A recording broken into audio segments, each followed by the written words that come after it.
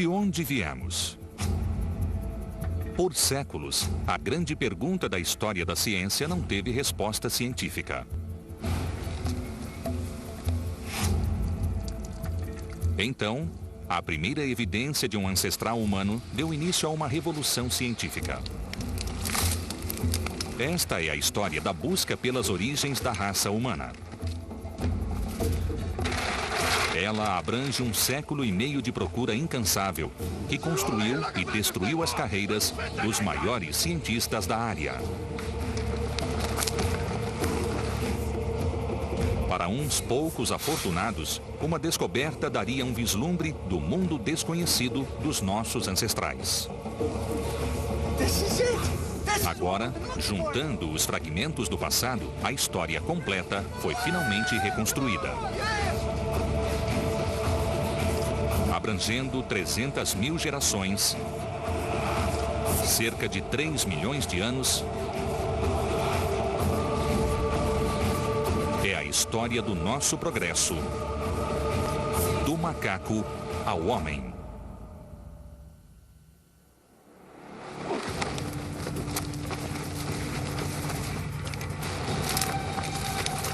A busca pelas origens da humanidade seria uma história de ossos e o que eles contavam.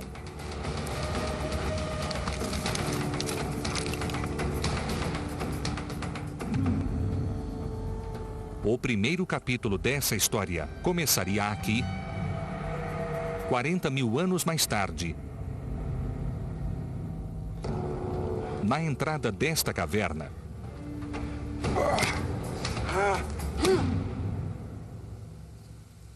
Com a descoberta deste homem.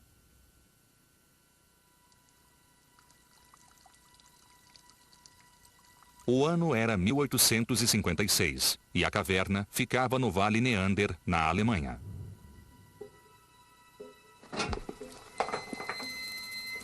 Operários cavavam em busca de calcário. Era um ingrediente vital na indústria química, mas jazia sob camadas de pedra e entulhos.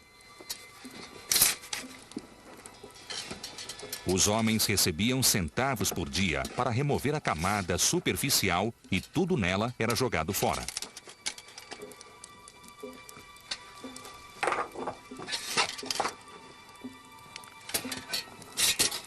Então, uma pá atingiu algo que não soou como pedra.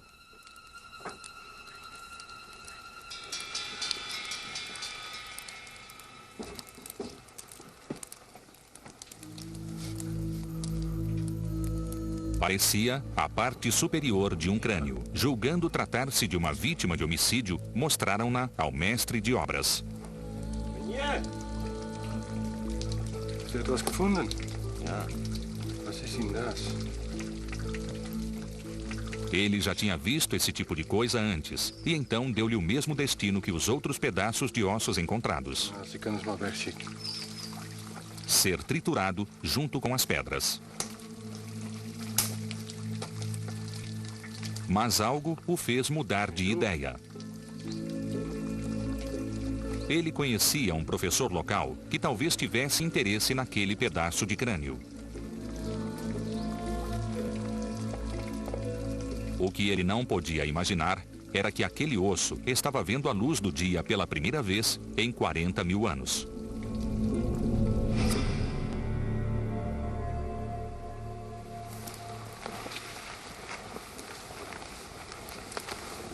Europa Ocidental, 400 séculos antes de Cristo, quando o proprietário original do crânio era um ser vivente. Era um caçador, um líder tribal, pai de família e membro da mais bem-sucedida espécie do continente europeu na época. Era o homem de Neandertal. 40.000 anos depois, o professor Johann Fulhott teve a chance de examinar o crânio pela primeira vez. Alô, mulher! Alô! Geólogo amador e ex-estudante de anatomia, Fulhott não fazia ideia se estava perdendo o seu tempo ou não. Guten Tag, mein Herr. Wir haben etwas gefunden. Mas no instante em que viu o crânio, soube instintivamente que era algo extraordinário. Parecia fossilizado, o que lhe dava milênios de idade e claramente não era de um animal. Mas tampouco era de um ser humano contemporâneo normal.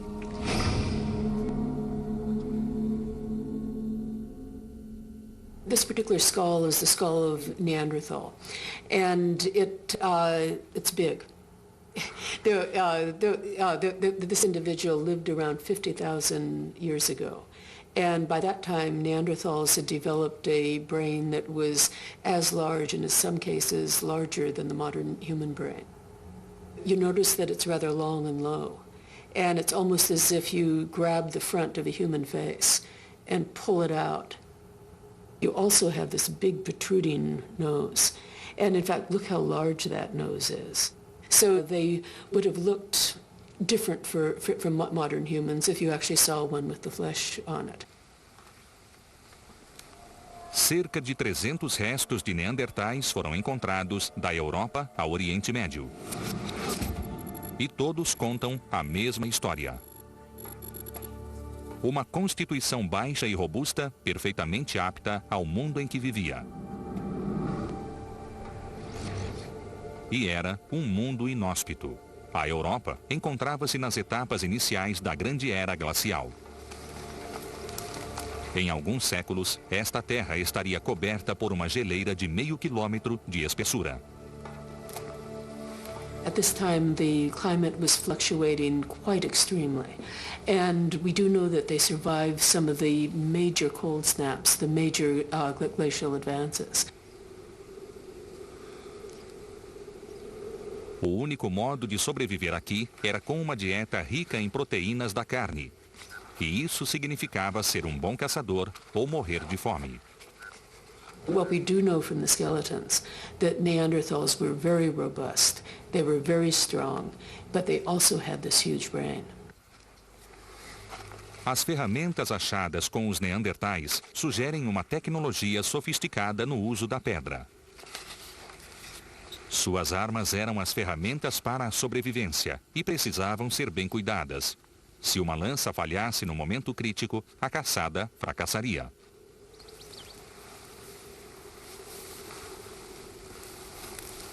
Os machos neandertais parecem ter mantido grupos familiares vagos de até 12 membros. Mas esta viagem já durava 3 dias e cobrira 16 quilômetros sem nenhum sinal de caça.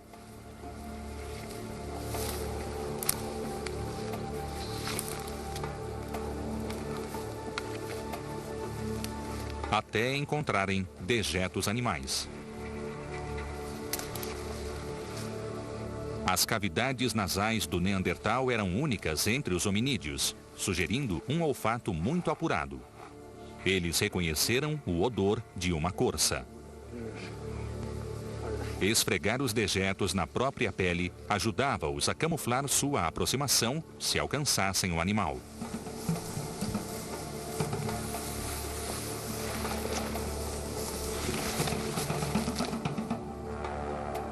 A área percorrida em busca de caça expandira-se nos últimos meses. O número de corças vinha caindo drasticamente e os caçadores não sabiam por quê. Eles tampouco sabiam que tinham concorrentes, os quais um dia os levariam à extinção.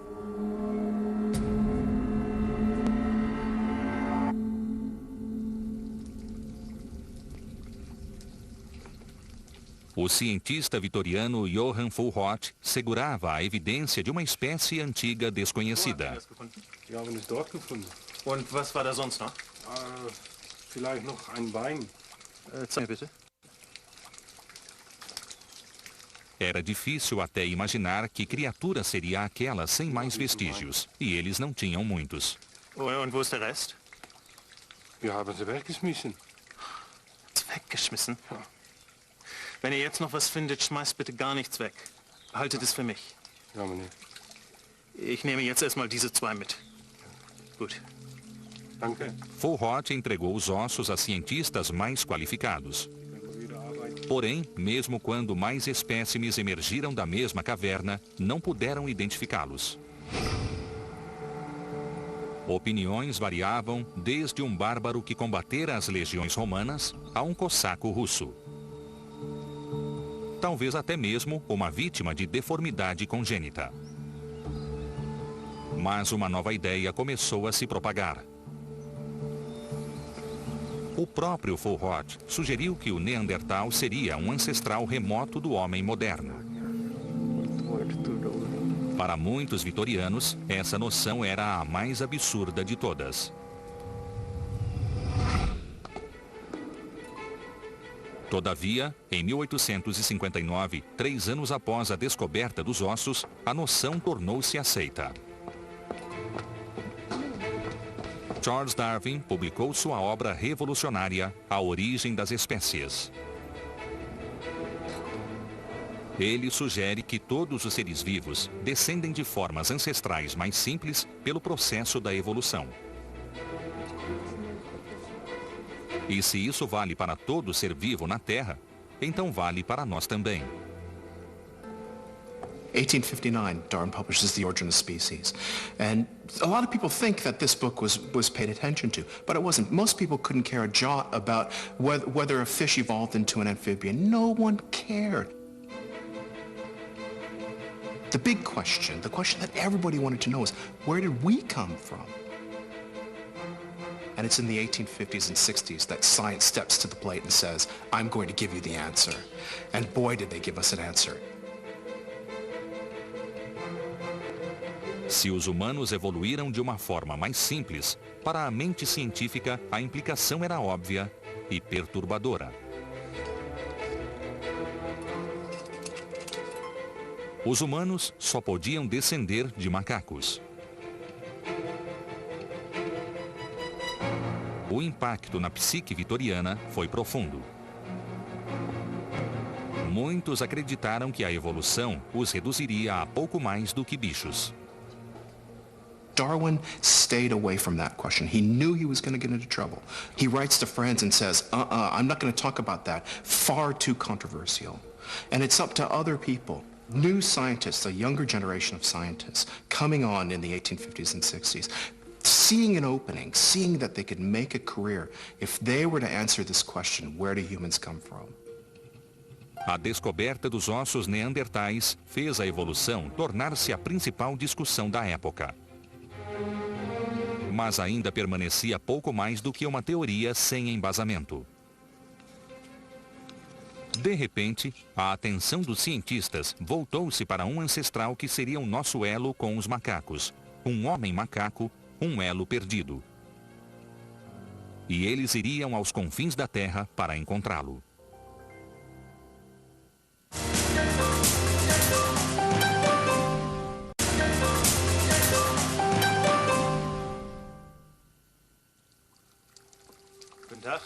No fim do século XIX, o mundo da ciência estava obcecado com a ideia do elo perdido entre macacos e homem.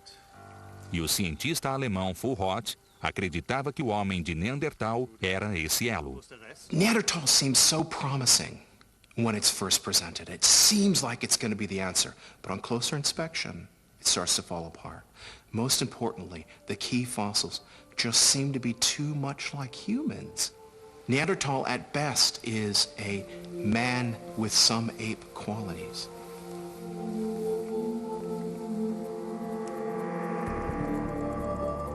Regredindo no tempo, nosso Neandertal está a apenas 3.000 gerações distante de nós, cerca de 40.000 anos.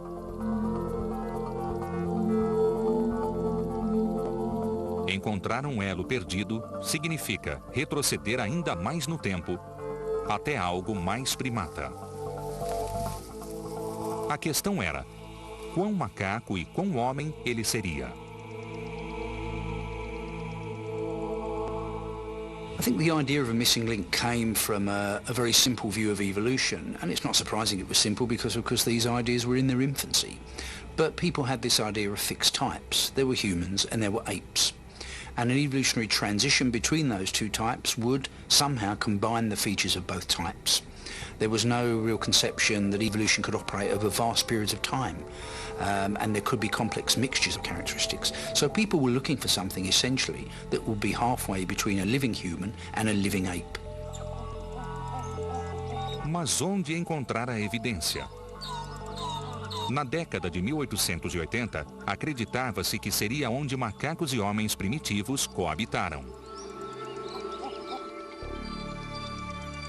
Assim, a busca transferiu-se da Europa para o sudeste da Ásia e a ilha de Sumatra, habitat de homens e macacos.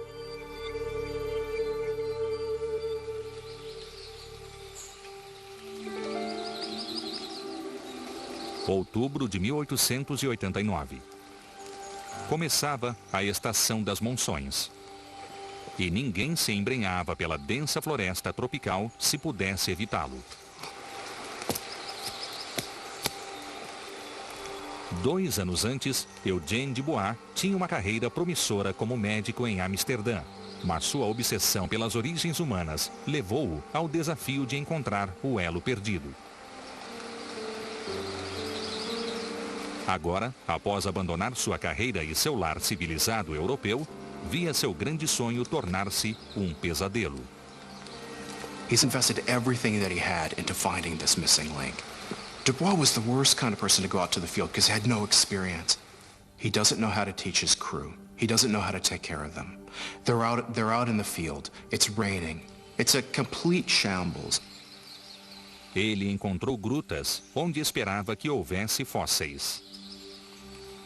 Não havia. Seu engenheiro desistiu de cavar e todos os operários haviam partido ou estavam doentes. Para piorar as coisas, Dubois contraíra malária. A mesma doença mortal levara o primeiro engenheiro. E ele estava prestes a perder a paciência com o segundo. Wat ben je aan het doen? Ik ben aan het opruimen.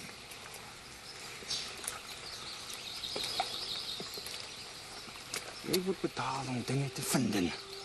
Wat heb je nou eigenlijk gevonden in de afgelopen 2 weken? Genoeg. Daar is dit.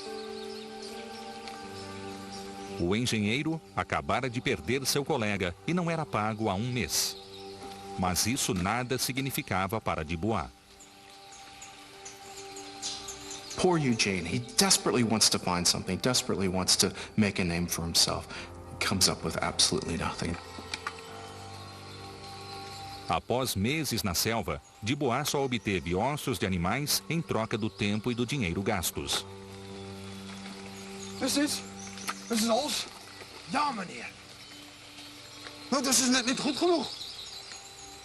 Dubois had many trials and tribulations, and someone who was not as driven, not as determined, not as obsessed, I'm sure would have given up and gone home. Daar is niks. We hebben gezocht. En dan kijk je toch weer. Kijk zelf. Sorry. Er zijn genoeg mannen daar. Ik weet niet wat ze voor heel zo lelijke werkers denken. Oh, vind er een dan! Wat? Je hebt me gehoord. Vind een dan! Dubois percebeu que sua busca ao elo perdido fracassara. Even nog slagen. E despediu o seu engenheiro. Goed dan! Goed dan!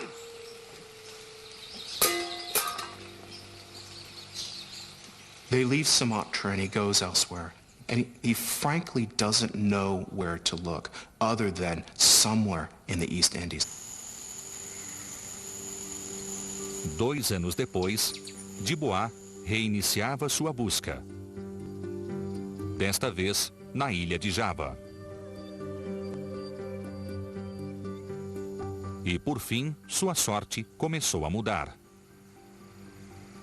Ele estava recuperado da malária e finalmente havia encontrado algo. Alguns dentes fossilizados, que ele julgava serem muito antigos e vagamente primatas. Dubois tinha agora uma nova escavação, com uma equipe maior supervisionada pelo exército holandês. Com frequência traziam-lhe material que poderia interessá-lo. Até que, em outubro de 1891, chegou o dia que Dubois nunca esqueceria.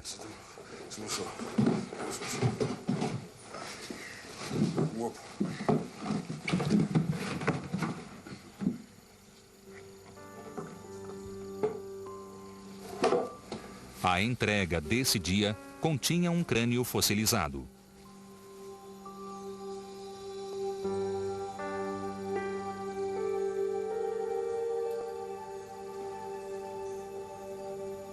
Como o Neandertal 40 anos antes, era só o topo do crânio. Mas mesmo assim, mergulhou o seu descobridor em um frenesi de especulações.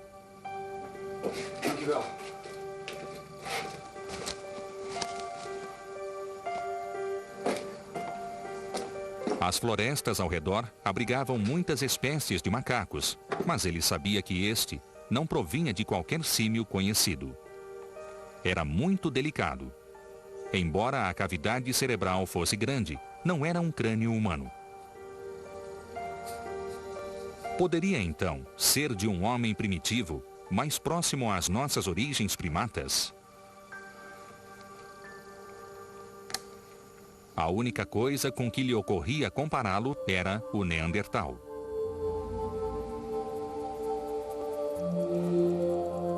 O primeiro Neandertal descoberto tinha 40 mil anos.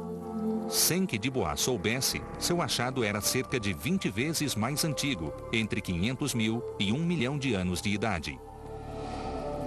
Era também mais primitivo do que o Neandertal. Teria, pois, mais chances de ser o elo perdido? Dubois acreditava que a resposta estava no tamanho do cérebro. Ele tinha um modelo matemático preciso para detectar o elo perdido.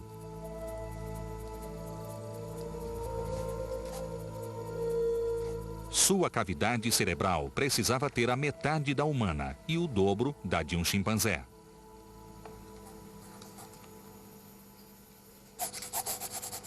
Mas, ao medir a cavidade cerebral do crânio, o tamanho não era correto. Era grande demais para pertencer à criatura simiesca que ele.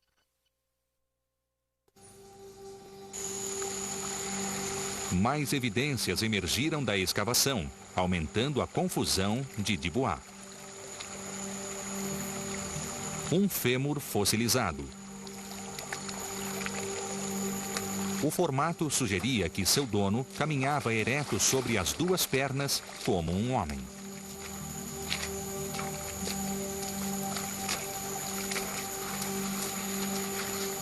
Como não podia mudar sua evidência, Dubois mudou seu modelo.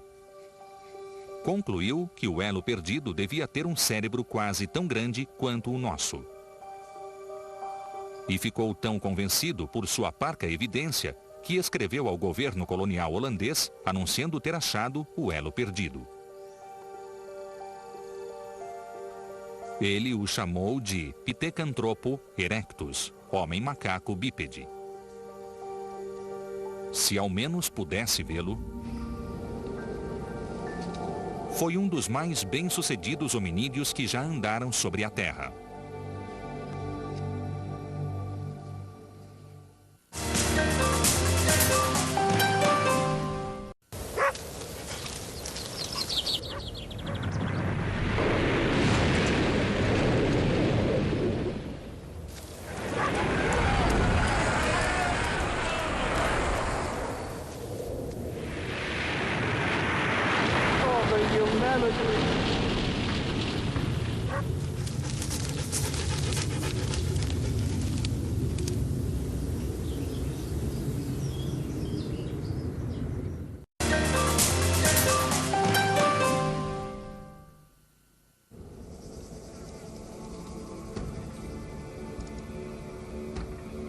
Esta é a África há 800 mil anos e a 16 quilômetros de onde Dubois encontrou seu macaco bípede.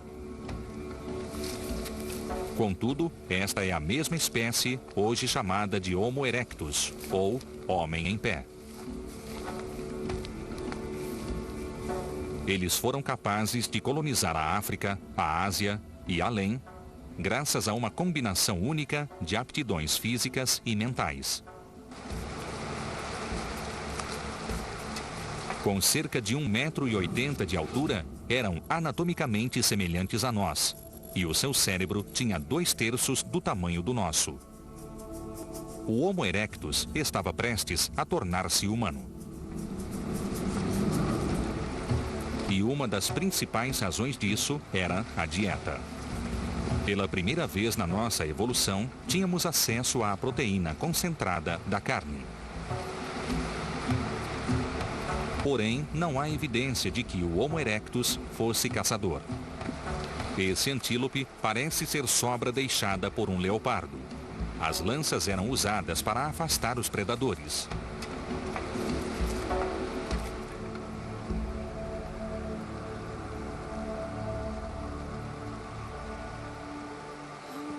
Acredita-se que nossos corpos também sofreram algumas mudanças radicais. Pela primeira vez na nossa evolução, os pelos corporais desapareceram, em parte porque a pele do Homo erectus desenvolveu complexas glândulas sudoríparas. Isso também removeu a necessidade de arfar no calor, permitindo que vozes se desenvolvessem, abrindo o caminho para a fala humana. Mas são as suas ferramentas de pedra que demonstram quão avançado o Homo erectus se tornara. We find the appearance of a thing called the hand axe, which has been called the Swiss Army knife of the Paleolithic. This is a multi-purpose tool. It's shaped very consistently, worked on both sides, worked very skillfully, and Erectus developed that certainly close to 1.5 million years ago. So this was a big advance in technology. Essas pessoas faziam parte de um grupo maior, os rudimentos de uma tribo. Mas mantinham-se juntos como uma família coesa. E há evidência de que aprenderam a cuidar uns dos outros por ocasião de doenças e ferimentos.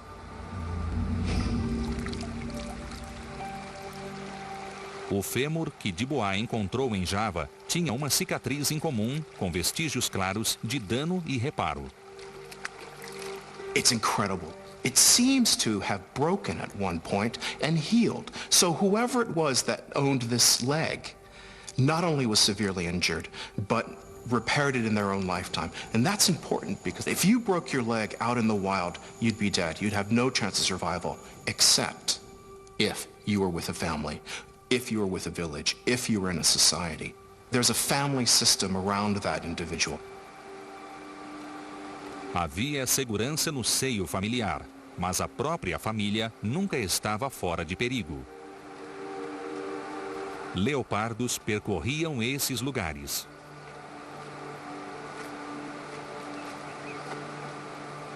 A escuridão os deixava vulneráveis, com ou sem lanças.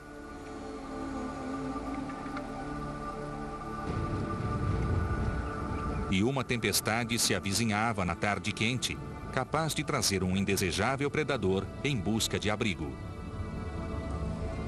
Mas essa tempestade traria outra coisa.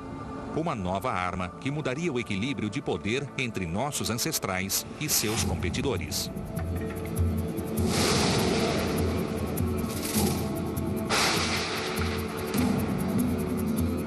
Uma das peças mais importantes do quebra-cabeças evolutivo humano foi um presente da natureza.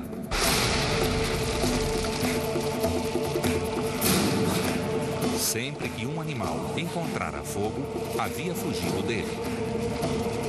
Até então.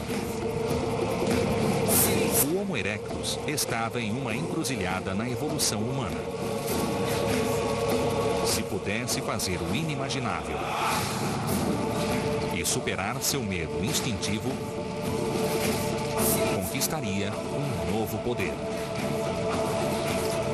Precisava apenas da coragem de acercar-se à labareda.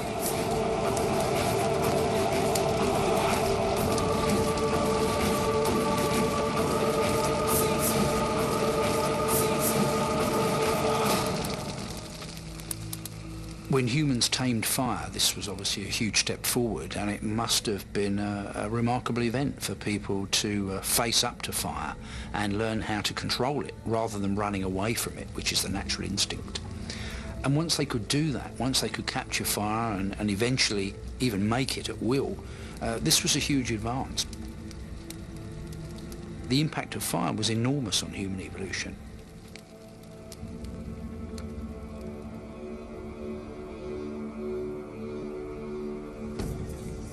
A tecnologia do fogo daria ao Homo erectus calor, luz e proteção em suas viagens, ajudando-o a migrar da África para a Ásia e pelo mundo afora. Foi assim que Eugène Dubois achou os fósseis dele em Java. Mas essa espécie quase humana era muito diferente da ideia de Dubois de um homem macaco bípede.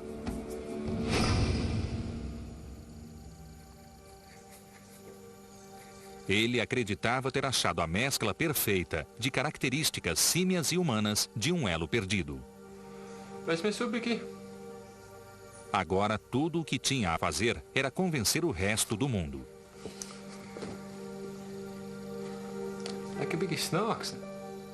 E isso não seria fácil.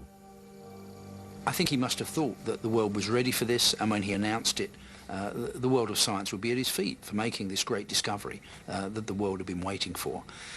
And of course it didn't work out like that, because when Dubois actually tried to publish the material and showed people the material, their view was that it was too ape-like to be a missing link.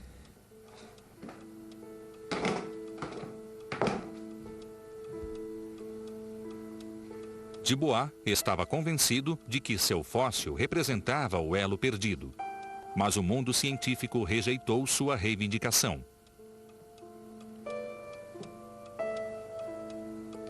Como ele nunca acompanhava suas escavações, não podia sequer provar que suas peças pertenciam à mesma criatura. O veredito dos especialistas foi que a perna era humana, mas o crânio parecia ser de uma espécie desconhecida de macaco. He leaves Dutch East Indies, he goes back home, and no one's paying any attention to his work. No one's paying attention to his fossils. And it must have just broken his heart. He ended up basically assembling his fossils and said, right, if you're not going to pay any attention to me, you're not going to get access to my material. Must have been one of the greatest sulks in scientific history. If you don't believe me, you can't look at my stuff. O mundo científico acabaria dando o devido valor à descoberta de Dubois, mas só após várias décadas. Até lá, a busca pelo elo perdido prosseguiu.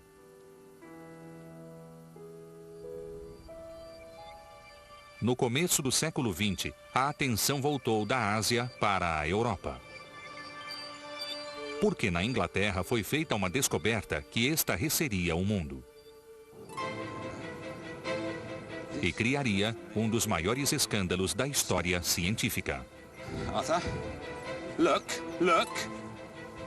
Teeth. Surgia um novo candidato que se encaixava perfeitamente à ideia do elo perdido.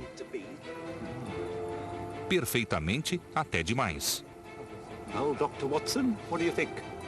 Como as fraudes costumam fazer.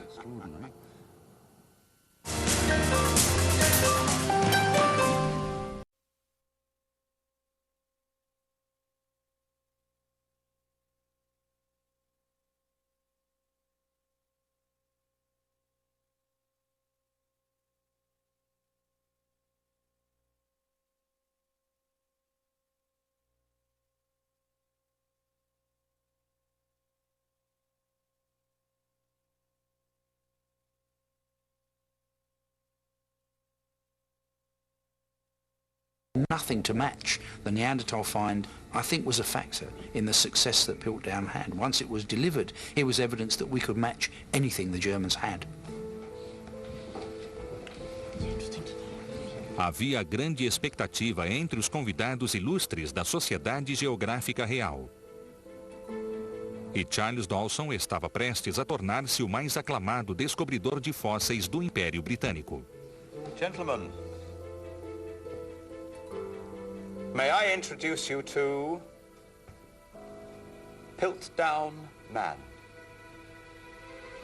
O crânio reconstruído mostrava a combinação exata de traços que todos esperavam no elo perdido. What they felt at that time, that the essence of humanity, the essence of being human, was the large brain size. And their concept of the missing link was a large brain mixed up with some ape-like characteristics. And this is, of course, what Piltdown Man was. So, is Piltdown Man just another early man? On the lines of Neanderthal? I think not. Why? The jaw. What Piltdown delivered was what many British experts were hoping for. Something that seemed to have a large brain in a modern-shaped brain case, although rather thick and primitive. And in the jawbone, we have evidence of a much more ape-like jaw and teeth. And this weird combination was what actually some British experts had predicted, that the brain had grown large early on in human evolution, but the teeth and jaws lagged behind.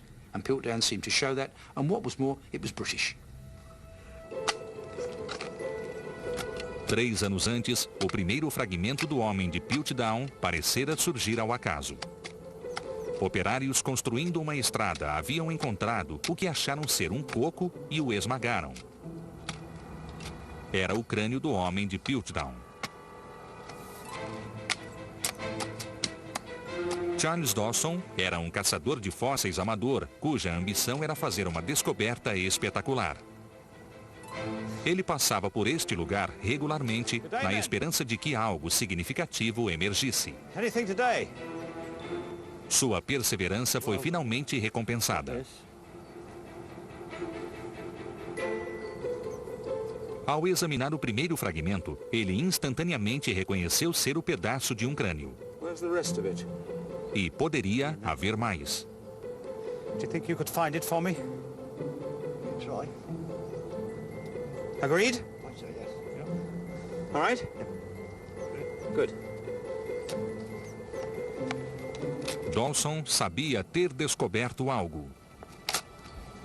Mas a fim de obter o máximo de notoriedade para o seu achado, ele precisaria envolver um especialista.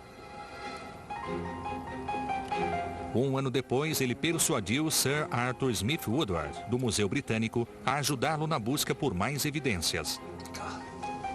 Os fragmentos de crânio pareciam vagamente humanos, mas eles esperavam provar que seu dono era mais antigo e primitivo, buscando vestígios de algo mais símil.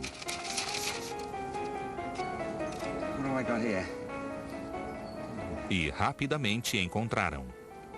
This is definitely not a stone. Arthur, look, look. Teeth. What? We've got teeth. A evidência parecia conclusiva e, com o apoio de Smith Woodward, Dawson sentiu-se apto a fazer uma ousada declaração. Well, it is my conjecture that what I have termed the Anthropus dawsoni, Dawson's Dawn Man, is nothing less than the missing link we have searched for so long. Thank you. Para as autoridades científicas da Inglaterra, ali estava o que tanto aguardavam. O perfeito elo perdido. Um homem macaco inglês de cérebro grande. The fossils are perfect for a missing link. Some of it seems to be human, some of it seems to be ape. It just fits perfectly right in between. In your search for an ancestor, that's what you want. You know, it was almost too good to be true, but because everyone was looking for something, because everyone wanted to find that first Briton, nobody dug deeper. Gentlemen, please, gather round. O elo perdido parecia encontrado. Mas enquanto Dawson saboreava seu momento de glória, sua audiência ignorava que todos ali haviam sido tapeados pela maior fraude da história científica. E a verdade levaria décadas para vir à tona. Enquanto os especialistas ingleses se contentavam com fraudes, um tesouro científico de verdade era descoberto. Mas foi em uma parte do mundo onde ninguém nessa época procurava: o sul da África. Charles Darwin acreditava que a África era o berço da humanidade, por ser o lar dos grandes macacos. Se nossos parentes macacos ainda estavam lá, o elo ancestral entre nós também podia estar. Nesse caso, a evidência viria à luz inevitavelmente. Apenas precisava de alguém para reconhecê-la quando ela viesse.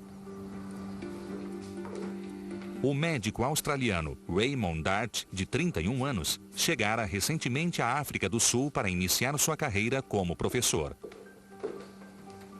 Era o dia do casamento de um amigo e Dart era padrinho.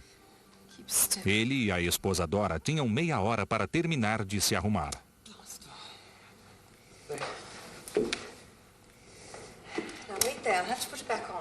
Mas a mente de Dart estava distante. Ele colecionara fósseis nos últimos meses, enviados por alunos e colegas. Uma semana antes, ele recebera notícias de um fóssil espetacular achado em uma pedreira vizinha e recém-chegado por trem.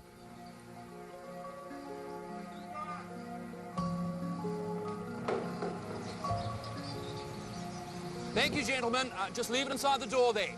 Thanks. Faltavam minutos para as obrigações cerimoniais de Dart, mas a promessa de uma descoberta espetacular estava acima de tudo. I'll be one moment. I'll be quick. I just want to make sure it is what I think it is. You can't go burrowing in boxes of rubble now, Raymond. Please just leave them alone until tomorrow. Quick.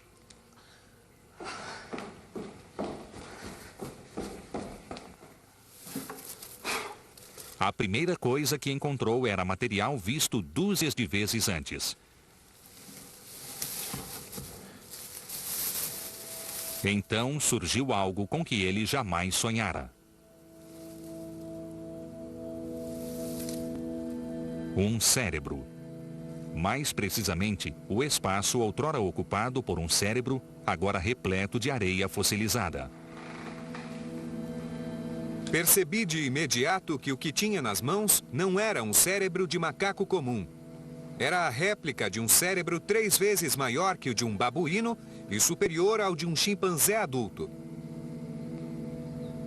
Mas não grande o bastante para um homem primitivo. Mas de quem seria esse cérebro?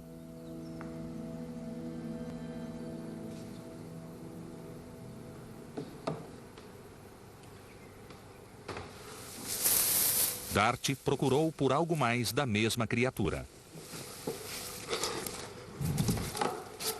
Achou um pedaço de pedra com o contorno de uma mandíbula superior. Atrás dele havia um espaço oco.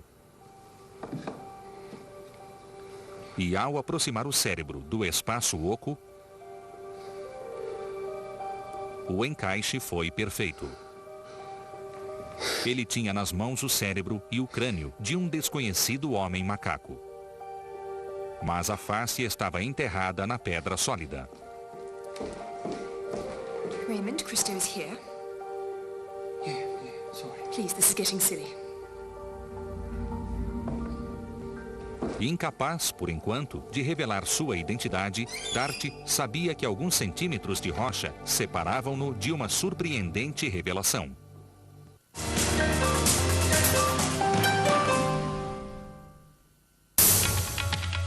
Esta noite, um delicioso percurso pelas fábricas de doces mais famosas do mundo.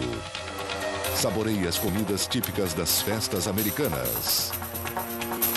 Detalhes sobre o álbum que lançou Bob Marley e The Wailers ao estrelato internacional.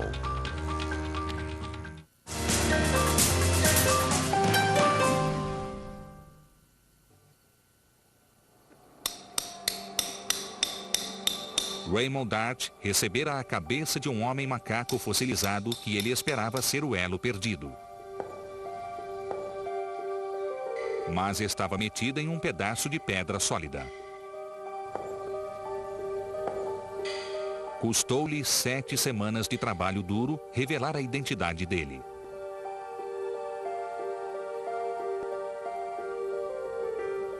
Este seria o primeiro ancestral humano encontrado na África. E o mais remoto ancestral já descoberto.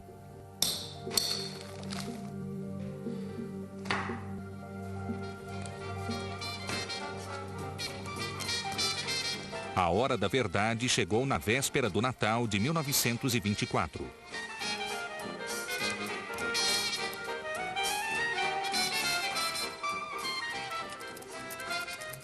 Primeiro, despontaram os dentes, pequenos e delicados como os de uma criança.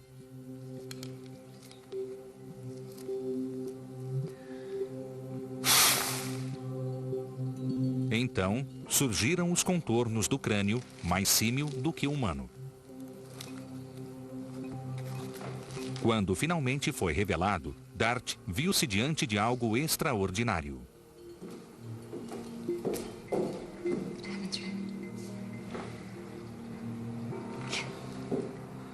Uma combinação de traços humanos e símios nunca antes vista na face de uma criança. It's a baby. It's a baby. O fóssil foi achado na pedreira de um local chamado Taung. Por isso, Dart batizou-o de criança Taung. Seu nome científico é Australopiteco africano, o macaco do sul da África. Ele remontava a mais tempo que o Neandertal, com 40 mil anos. Ou o Homo erectus, com mais de 500 mil. Atribuía-se a Piltdown cerca de 1 milhão de anos. Mas Taung recuava ainda mais, a 2 milhões de anos. E se Taung era o elo perdido, então esse elo era mais símil do que se havia imaginado.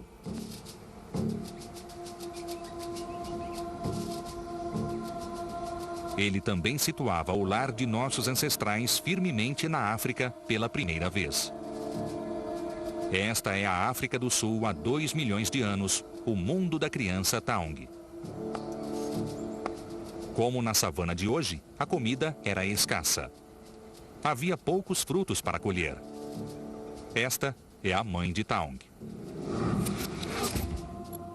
Com pouco mais de 1 metro de altura e cerca de 34 quilos, ela não era caçadora, mas suplementava sua dieta colhendo restos deixados por predadores. Tal qual um chimpanzé, ela usava pedras para quebrar ossos, a fim de extrair deles o rico tutano. Mas os predadores a quem ela devia seu almoço gratuito nunca estavam longe. You've got saber-toothed cats, you've got giant hyenas, you've got hunting hyenas, a whole plethora of carnivores, very dangerous carnivores that we don't have anymore. And they would have all been eating or going after things like the Taung child or even Taung's mother. Ocupada com os restos de uma carcaça, a mãe colocou o filho perto dali, sob a sombra de uma árvore.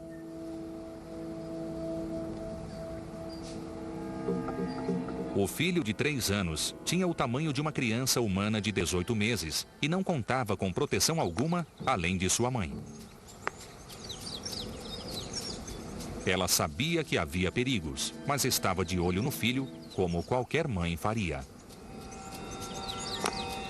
They definitely would have cared for their children. I mean, you see chimpanzees as the most caring of parents. There's no reason to say that Taung wasn't cared for. The problem with the Taung child was it's probably just old enough and rambunctious enough that it was leaving its mother for stretches at a time. A mãe não percebeu que o bebê se afastara. Até que foi tarde demais. Não havia visão ou cheiro de predador algum na relva, mas nem todos os predadores eram terrestres. You've also got a threat from eagles. They've been documented to take human children up in Kenya to the age of 6 years of age. I mean, an eagle has these incredibly strong talons, it's a lovely foot, greater lift-to-weight ratio than an F-15 fighter jet.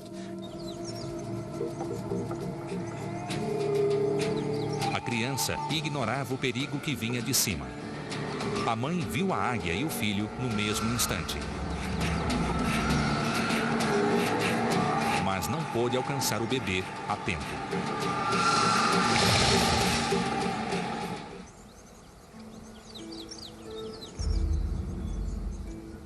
O crânio de Taung foi encontrado com cascas de ovo e outros crânios quebrados, típicos espólios presentes em ninhos de águia.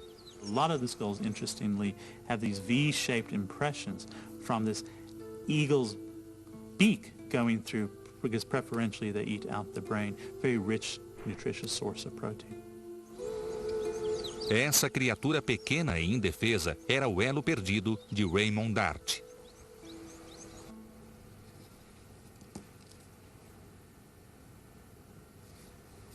(14 de fevereiro de 1925, apenas 2 meses após a criança Taung emergir da rocha. Uma semana antes, Dart publicara um ensaio identificando Taung como o elo perdido e desencadeando uma enorme controvérsia. Dart thinks he's got the missing link. But there's also this Piltdown specimen that matches what the scientific establishment thinks. Pensava-se que o crescimento do cérebro conduzira à evolução humana. E Piltdown tinha cérebro grande e dentes de macaco. Mas com Taung era o oposto, cérebro pequeno e dentes humanos. The whole mix of different features that you find with the Taung child really is quite interesting. It's a whole reversal. It's more like a man-ape than an ape-man. And it's a complete different mixture of features that the world hadn't seen and the world actually wasn't ready for. Have you seen Professor Dart? The biggest experts in this field all backed Piltdown. Any sort of voices of doubt were generally just overridden by the authority of these people. A publicação de Dart contradizia as autoridades científicas. Could anybody tell me where I can find Professor Dart? Ele a enviara a Londres para ser examinada por especialistas, os mesmos cujas opiniões ele contradizia. And these so-called experts dismiss it because they've got their money on the other horse. Ele tinha um aliado em sua luta pelo reconhecimento, o Dr. Robert Broom, anatomista e colecionador de fósseis como Dart. Broom trazia resenhas de Londres. Raymond, I thought you'd be interested in these. Some responses to your short paper in Nature. There's one there by Sir Arthur Keith. What does he have to say? Not very encouraging, I'm afraid. He places Taung in the same subfamily as gorillas. What? How? Well, he says here, the brain is clearly too small to be a human ancestor. Os especialistas uniram-se para condenar a descrição de um fóssil que nunca tinham visto. How can he know what's too small or too big? How can he possibly claim that a human ancestor's brain had to be a particular size? What's his yardstick? A standard size bowler hat? What's the matter with it, Robert? Do they think I'm making it up? So what went wrong for Raymond Dart? Wrong man, wrong place, wrong thing. He's the wrong man. He's an Australian. He's not part of the establishment. It's the wrong place. Southern Africa. Everyone's expecting another place, either Europe or Asia. It's the wrong thing. He calls it an ape. Everyone thinks it's an ape. Well, if it's an ape, where does it fit in the story? Taung is showing so many points of affinity with the gorilla and the chimpanzee that there cannot be a moment's hesitation in placing the fossil in this living group. How can he say that? Don't know. Smith Woodward dismisses the whole thing out of hand. He says that Taung certainly has...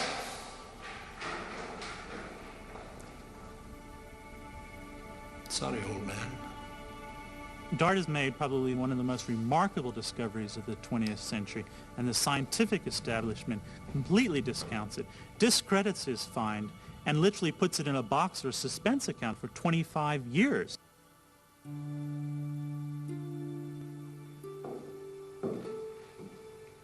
Nas décadas de 1920 e 30, a obra mais lida sobre origens humanas nem sequer mencionava o achado de Dart. Sua obra não era lecionada em universidades.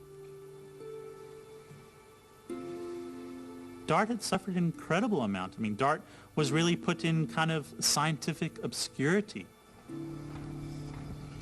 And it really is not until the late 40s that he starts, again, once that tide of opinion starts to turn and shows that he was actually correct. Demorou um quarto de século de escavações nas cavernas sul-africanas para que surgisse a evidência que Dart precisava. Mas no final da década de 40, uma dúzia de fósseis iguais a Taung finalmente provaram que ele estava certo. Mas, e o que aconteceu com Charles Dawson e seu homem de Piltdown?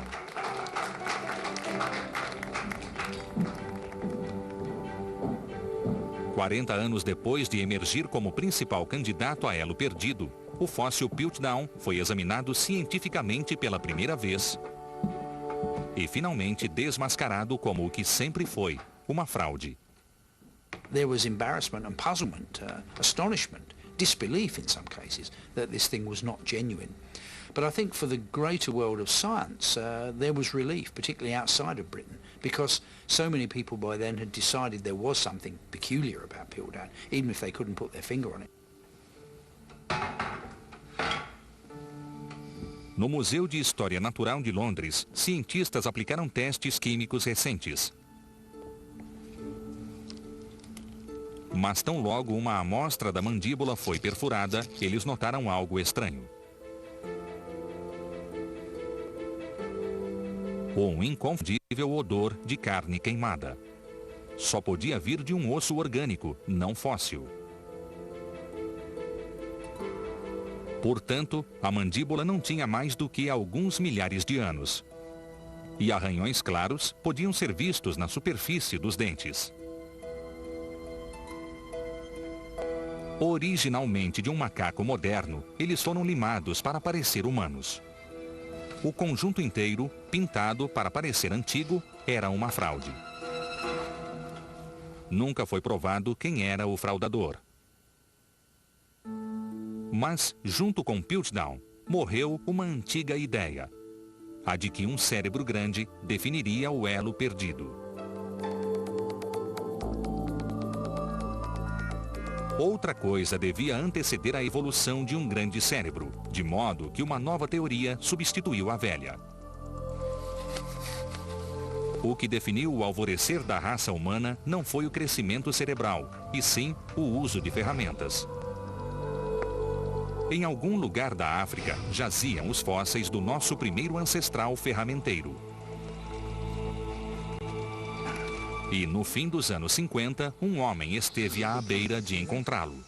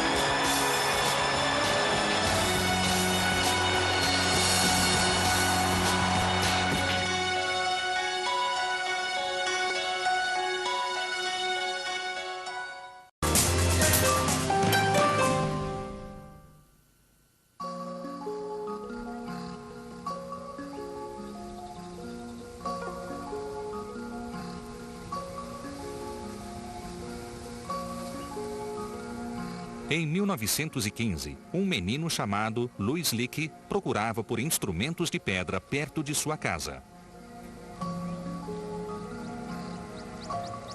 Era o início de uma obsessão vitalícia que levaria Leakey a revolucionar a história das origens humanas. «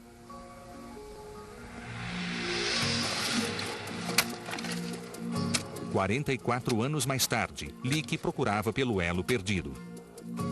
E sua busca levou-o à atual Tanzânia. Leakey persuadira o mundo científico a ver o elo perdido como o primeiro ancestral humano a confeccionar ferramentas. Agora, ele precisava encontrá-lo. E contava com a ajuda de sua segunda esposa, Mary, e o filho dela, Jonathan. Eles encontraram muitas ferramentas, mas nem sinal do ferramenteiro. E Leakey já procurava há 22 anos. Sua sorte mudaria em breve.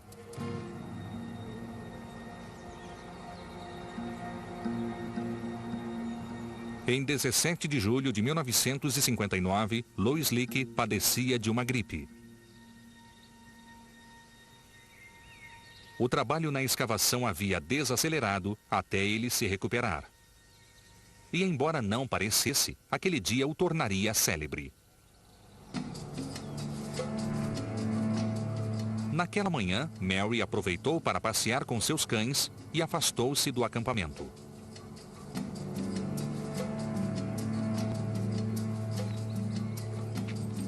Ela não esperava encontrar fósseis, mas as chuvas daquele ano haviam trazido vários deles à superfície.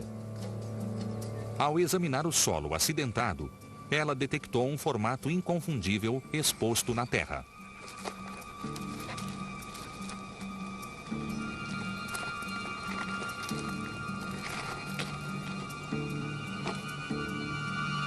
Era o topo de um crânio.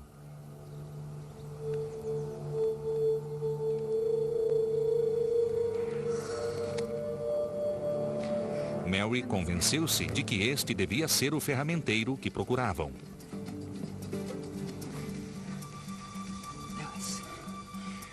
Louis, darling, please wake up. I found something very important. Darling, please, I know you're not feeling well, but try and wake up. What have you found?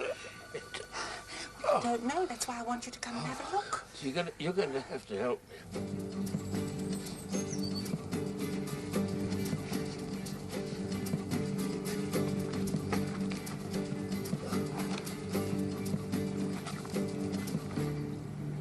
Louis Leakey esperara 20 anos para encontrar o seu ancestral humano ferramenteiro.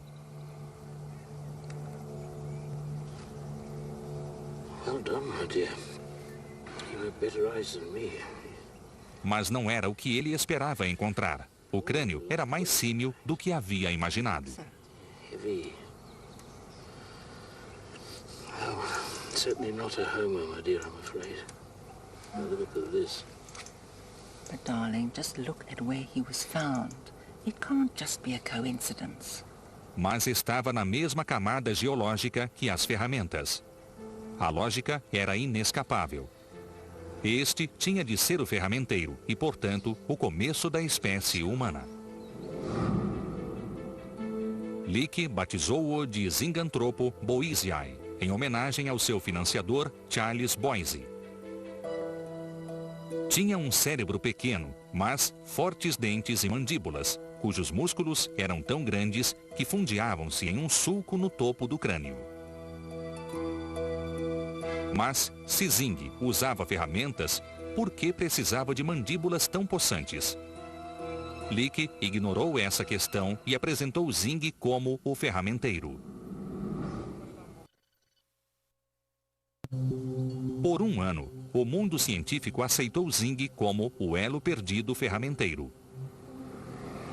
Então, em 1960, Leakey mudou completamente de ideia.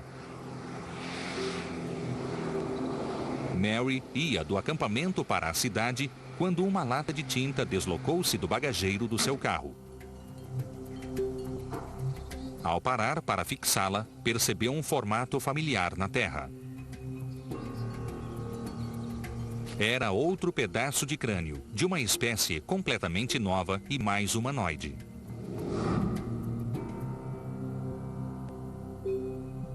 Leakey decidiu que aquele era o seu ferramenteiro há muito perdido. Ele o chamou de Homo habilis, literalmente, homem hábil. Habilis tinha um cérebro maior e muito mais dentes humanos, o que fazia sentido se ele obtinha carne usando utensílios de pedra. Embora os utensílios de Habilis fossem pouco mais que pedras quebradas, eles marcaram o início da tecnologia humana da pedra. Mas se Habilis era o ferramenteiro, por que Zing também foi achado com as ferramentas? Leakey has stumbled across an incredible discovery, and that discovery is humans and human-like organisms coexisting in Africa at the same time. No início da década de 60, o modelo da evolução humana foi questionado e, com ele, a própria noção de um único elo perdido. Por mais de um século, o modelo da evolução humana tinha sido uma linha reta. Começava com uma forma evolutiva inferior, um ancestral macaco. E terminava com a mais avançada criatura na Terra, o ser humano moderno. E em algum lugar no meio tinha de haver o elo perdido entre os dois. Por isso, Zing ocupou esse lugar até a chegada de um novo candidato. All of a sudden you have Habilis, this more human-looking animal. Both these fossils date to the exact same age, about 1.8 million years of age. So what do? You have to remove Zinj from the human line, and you have to place them in different lines. And what is most amazing thing, in the same valley, within meters of each other, you have two species living side by side. And that changes or makes a whole paradigm shift in how we view human evolution. And so this line is all of a sudden broken apart. De repente, o que era uma linhagem única de descendência foi substituída por uma série de linhagens que se unem para formar uma gigantesca árvore genealógica. Entre 1925 e 1965, cerca de 100 fósseis hominídeos foram achados e categorizados só na África do Sul.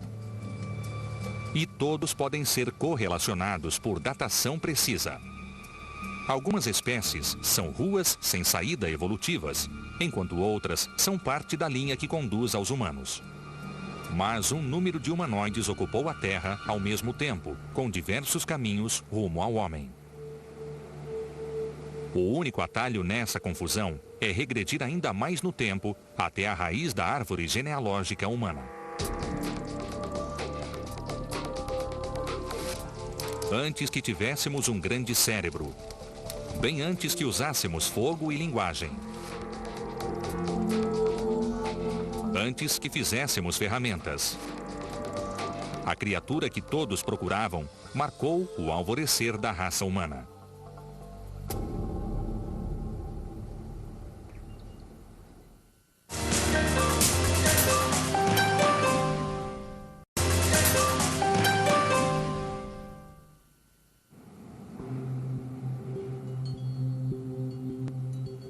De novembro de 1974. Uma equipe norte-americana procurava pelo mais antigo ancestral humano na Terra. E a busca tinha um novo cenário: o extremo norte do Vale da Grande Fenda, na Etiópia. Hoje é possível datar rochas com muita precisão, o que permite escolher com igual precisão onde cavar. Com a nova tecnologia radiométrica, as camadas vulcânicas daqui foram datadas de 3,5 milhões de anos. O líder da equipe era Donald Johanson, estrela em ascensão no mundo da antropologia. Ele sabia que o australopiteco africano de Dart viveu há cerca de 2 milhões de anos. E o Homo habilis de Leake há mais de 1,5 milhão de anos. Mas estavam em linhagens separadas. Ele acreditava que havia um ancestral comum de 3 milhões de anos. A mesma idade das rochas à sua volta.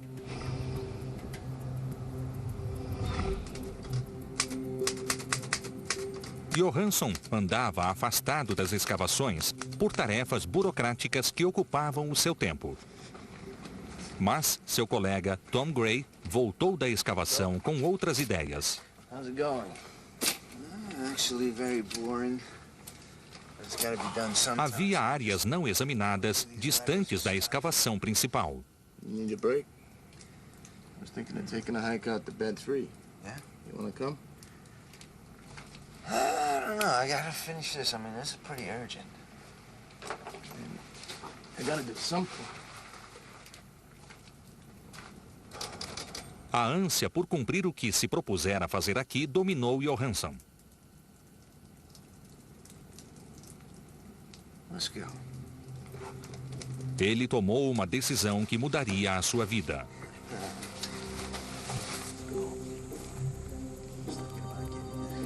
Eles se afastaram da escavação para explorar algumas valas isoladas. Mal sabiam estar a poucas centenas de metros da maior descoberta paleontológica da história.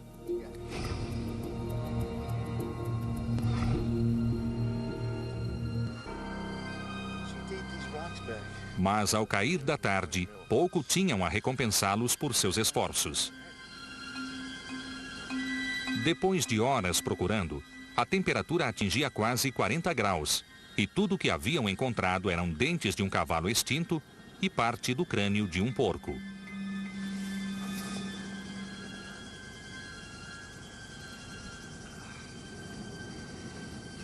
Decidiram voltar ao acampamento. Mas Johanson teve um palpite de que achariam algo em uma vala no caminho de volta. Hey, Tom, this way. Ela já fora revirada antes, em vão.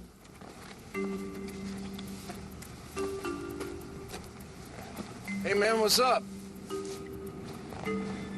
Mas, nesse dia, algo captara o olhar de Johanson. Come here, Tom. Uma forma na terra que parecia regular demais para uma pedra. You see that? Era o osso fossilizado de um braço. It's a hominid arm. E havia mais. That's hominid too. Partes de um pequeno crânio. Jaw.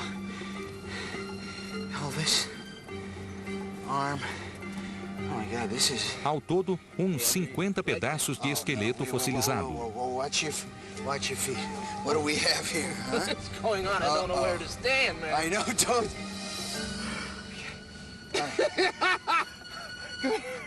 This is it. This is what we've been looking for. I can't believe it.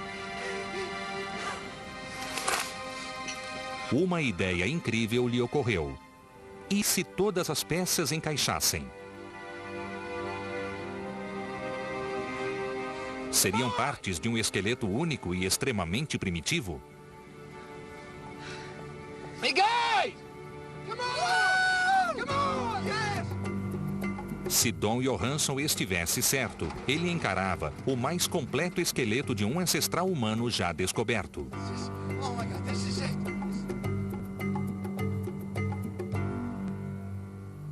What makes this individual an absolutely spectacular find is that she's so complete.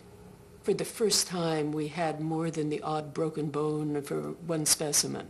We had virtually an entire skeleton. What's missing on one side is present on the other side. I mean, it's so rare because these hominids didn't bury their dead.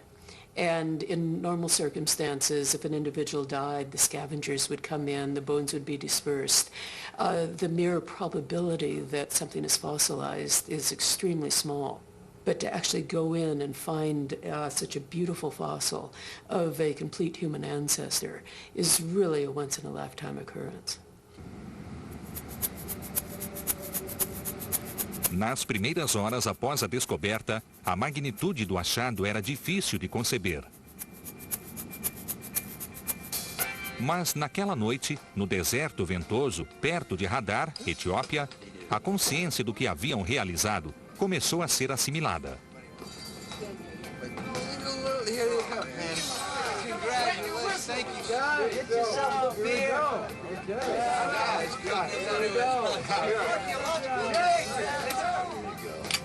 Inspirados por uma música dos Beatles, Lucy in the Sky with Diamonds, o novo fóssil foi batizado Lucy.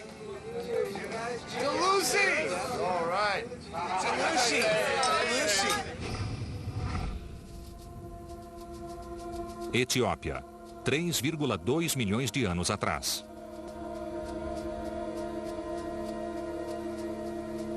Este é o Australopiteco afarense, Lucy.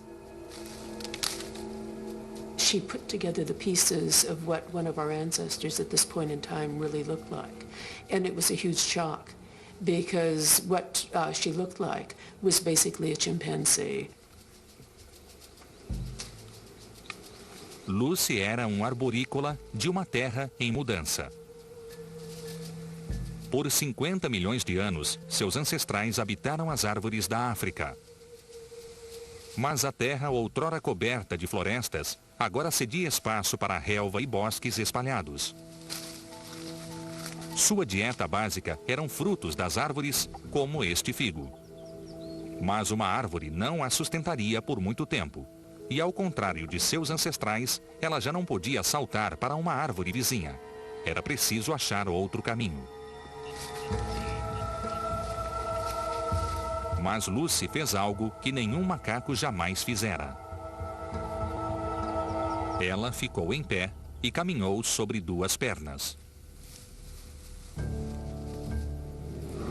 No corpo e na atitude, Lucy era um macaco, desde sua dieta ao cérebro pequeno e habitat. A grande diferença era o seu modo de andar. Isso fazia toda a diferença do mundo. O caminhar ereto é a primeira peça do nosso quebra-cabeças evolutivo. O primeiro passo para tornar-se um ser humano. The initial ancestral change that we see in human evolution is not brain expansion. Interestingly, it's not even stone tools. The first major innovative change that you see in evolution is none of what you would expect to find with humans or humanity, but it's the ability to walk on two legs bipedally. Caminhar em pé determinaria a sobrevivência de Lucy. Ela vivia em constante busca de alimento, o que implicava em achar uma árvore de onde extraí-lo. Ela ficava no chão o mínimo possível, pois sabia ser vulnerável. Lucy não tinha defesa contra leopardos e tigres dente de sabre, exceto o refúgio das árvores. Mas em pé, ela podia enxergar mais longe do que qualquer ancestral seu. Ao perceber movimento na relva, ela fugia.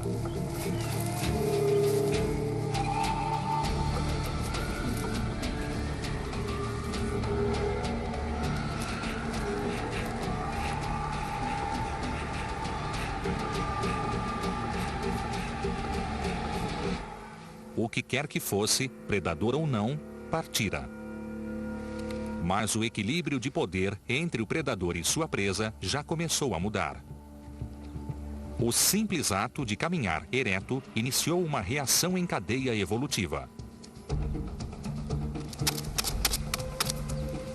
As mãos ficariam livres para fazer e utilizar armas.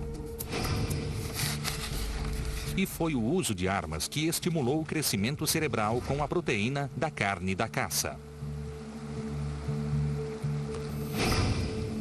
Mas tudo começou aqui com Lucy. Seria Lucy, por fim, o elo perdido?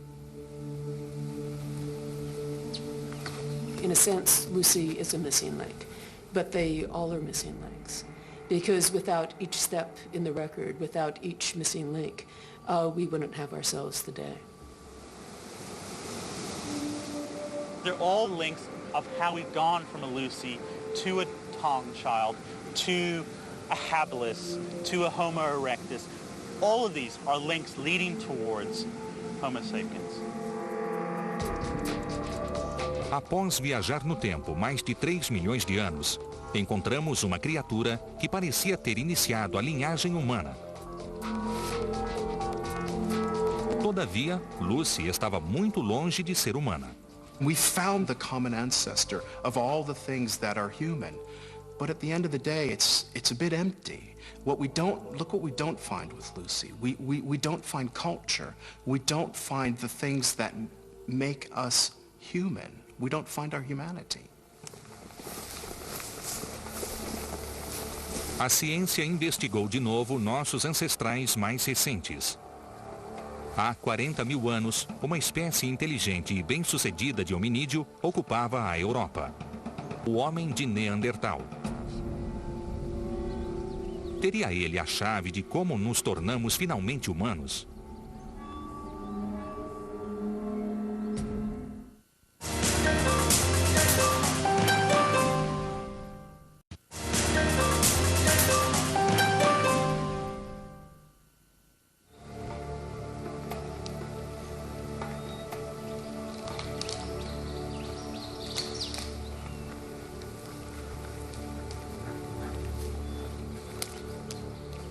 Há 40 mil anos atrás, caçadores neandertais farejavam uma corça nas florestas da Europa Ocidental.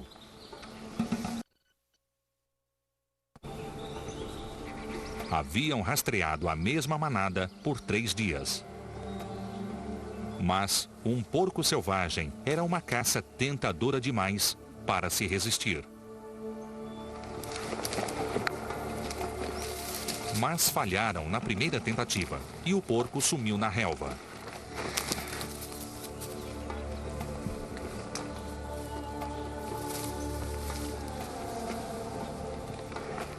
Os neandertais planejaram encurralar sua presa. Habilidade para organizar, improvisar planos e se comunicar são aptidões humanas avançadas. A pergunta é: teriam se originado aqui com o Neandertal? Exatamente quão humanos eles eram. Junho de 1996, no Museu da Renânia, Alemanha. O cientista genético Matthias Krings, da Universidade de Munique, está prestes a tentar responder essa pergunta.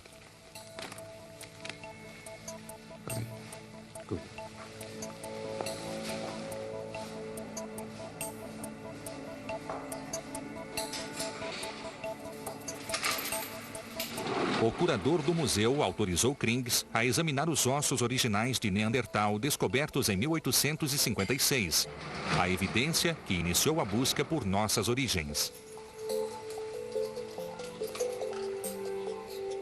Eles vestem proteção completa para evitar contaminação genética, pois Krings não está interessado nos ossos. Ele quer examinar mais a fundo no DNA deles. Sempre foi considerado impossível extrair DNA de uma amostra com mais de 10 mil anos. Agora, eles tentam voltar no tempo 4 vezes essa idade. Para a época do Neandertal. Por muito tempo, cientistas acreditaram que o Neandertal era nosso ancestral mais recente, tornando-se humano em um último salto evolutivo crucial.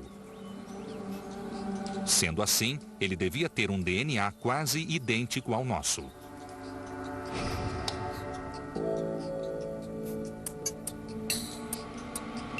Em Munique, Matthias Krings tinha os dois grupos de resultados de DNA, Neandertal e Homem Moderno. Und? Was siehst du? Was sehe ich? Ich habe keine Ahnung, was ich sehe. Das kann doch wohl nicht richtig sein. Entre duas pessoas deve haver uma média de 8 diferenças no mesmo trecho de DNA. 1, 2, 3, 4. Mas entre as amostras humana e Neandertal, Krings contou cerca de 4 vezes mais variações. Das ist was anderes. Das ist was völlig anderes. Ich habe sowas noch nie gesehen. Na, bist du dir sicher?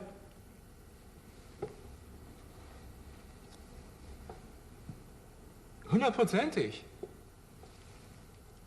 Was wir hier sehen, ist eine völlig andere Spezies.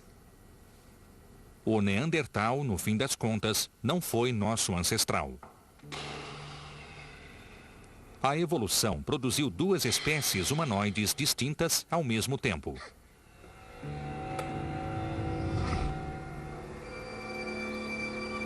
Mais cedo ou mais tarde, elas estariam cara a cara. Enquanto os neandertais tentavam desentocar o porco, outros caçadores chegavam à mesma floresta. Outra espécie humana. E eles ouviram o mesmo porco. At the time Neanderthals went to extinction, we know anatomically modern humans, people like us, had also moved into Europe and were competing with them perhaps for those areas where it was slightly easier to catch the game. Modern humans that have larger group sizes, more efficient tools maybe, they might be just that better at hunting. O plano dos neandertais para encurralar o porco parecia ter falhado. Eles o perderam de vista na vegetação. Mas então ele ressurgiu mais abaixo da colina. Na verdade, os humanos modernos chegaram lá antes.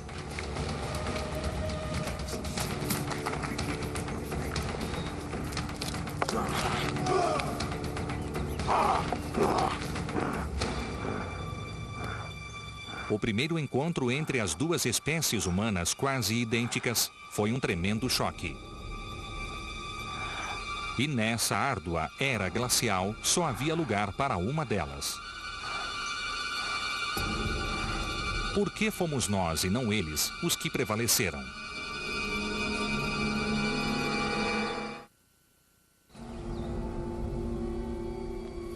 A primeira evidência de humanos modernos na Europa data de 40 mil anos.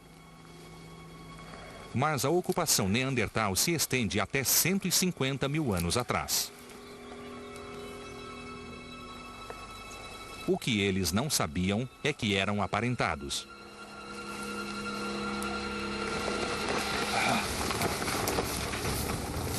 Há 500 mil anos, eles partilhavam um remoto ancestral comum. Um descendente do Homo erectus. De seu lar africano, seus ancestrais migraram por metade do mundo, espalhando-se até o sudeste da Ásia e o norte da Europa. Aqui, eles emergiram como o homem de Neandertal. Mas os que ficaram para trás na África evoluíram também. E há 200 mil anos, uma nova espécie surgia. Era o Homo sapiens, o homem moderno. Eles também eram caçadores, mas alguns cientistas sugeriram que eles suplementavam sua dieta com peixe, estimulando o desenvolvimento cerebral. Evidências sugerem que sua cultura desenvolveu-se mais rápido, que seus grupos sociais tornaram-se maiores e mais complexos, e que também migraram devido à superpopulação e à mudança climática.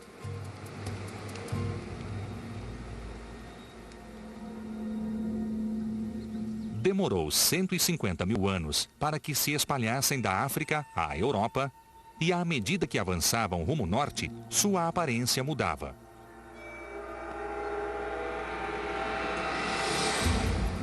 Eventualmente alcançaram seus primos perdidos, os neandertais.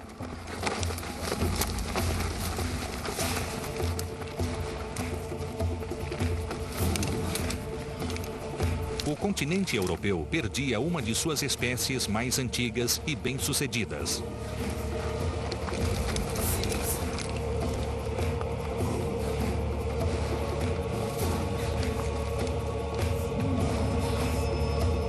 Após 12 gerações, o último Neandertal desapareceria. O mundo seria povoado por uma espécie com melhores armas, melhor organização e maior número. O homem moderno.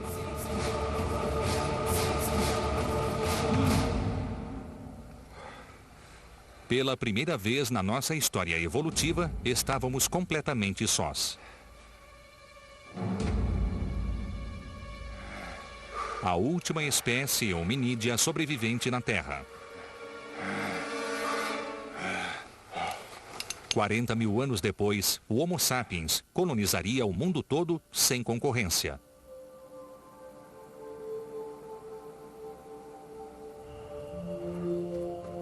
Estes, por fim, éramos nós. Fisicamente, o resultado de 3 milhões de anos de mudanças desde Lucy. Mas éramos também em tudo humanos em nossas mentes, e foi isso que nos deu superioridade. The one thing that Neanderthals didn't do that we know that early modern humans did was express themselves artistically. The social systems that humans have, the richness of communication between humans, not just speaking but symbolically, must be part of the success of modern humans. And it may well have given us the edge over Neanderthals and the other species that were here 50,000 years ago. A mesma mente que nos deu vitória sobre nossos rivais faria um dia a pergunta óbvia: de onde eu vim? Por mais de 150 anos, procuramos a resposta a essa pergunta. E cada evidência trouxe uma imagem cada vez mais clara do nosso passado. Mas a busca não terminou. Many people say the more you find, the more there is to find. But I've been in the field long enough to know that almost every year an important discovery is made. I keep telling my students I never give the same lectures twice. I mean, it's a hugely dynamic field. Revelar a nossa evolução tem sido uma aventura formidável que parece destinada a continuar. It leads us to wonder, what else is out there? What else are we going to find? In the next 10, 20 years, as paleontologists explore parts of the world that we haven't gotten to yet, who knows what we're going to find?